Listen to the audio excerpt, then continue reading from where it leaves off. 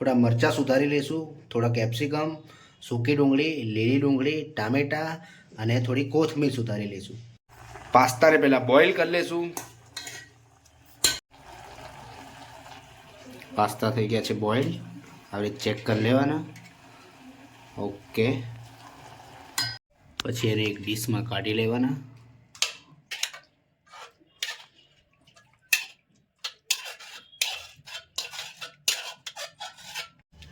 ઠંડા પાણીમાં થોડા પલાળી દેવાના પાસ્તાને. પછી એને આવી રીતે થોડા થોડા કાઢી લેવાના. બધા પાસ્તા આવી રીતે કાઢી લેવાના. એક્સ્ટ્રા પાણી બધું તોડી નાખવાનું. 2 ચમચી તેલ નાખીશું.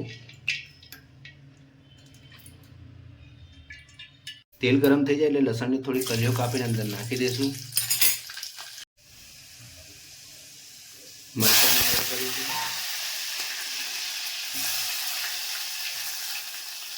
બધું સમારેલું અંદર ધીમે ધીમે નાખીશું.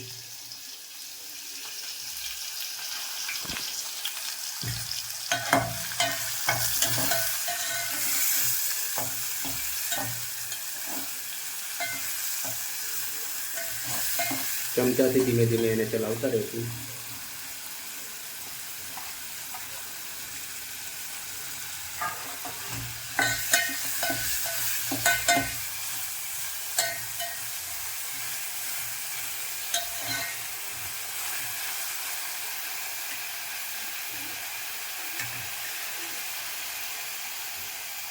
થોડું તેલ ઉપર આવી જાય ત્યાં સુધી એને ધીરે ધીરે થોડી વાર ચલાવતા રહીશું.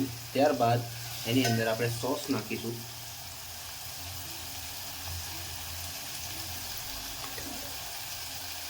થોડું મરચું નાખવું હોય તો તમે અંદર એડ કરી શકો છો.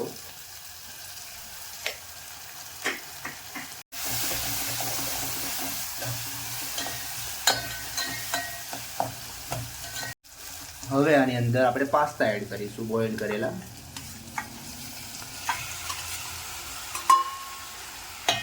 ધીમે ધીમે એને મિક્સ કરીશું.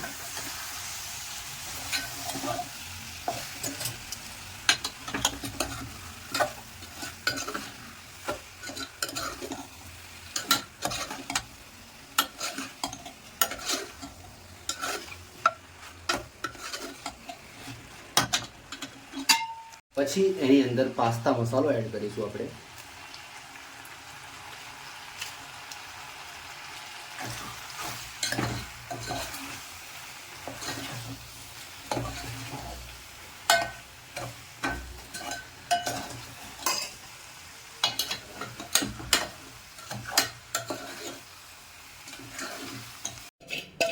પાસ્તા થઈ ગયા છે આપણે રેડી ખાવા માટે. એની ઉપર હવે નાખીશું કોથમીર. પાસ્તા થઈ ગયા છે રેડી. આવી જ રેસીપી જોવા માટે, શીખવા માટે ફોલો કરો, લાઈક કરો, સબસ્ક્રાઈબ કરો. Thank you.